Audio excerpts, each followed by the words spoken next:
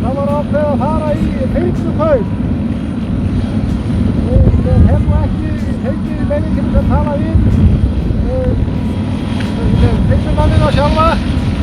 Þeir segja að það þurfum að prófa græna fyrst og svona. En vonandi þá verður þetta okkur til bóta hér og við komum til bónum og svona við samfélaginu sveitarfélagi. Það er svolítið virkur. Já, ég bara sjá þegar vélinn fer af stað.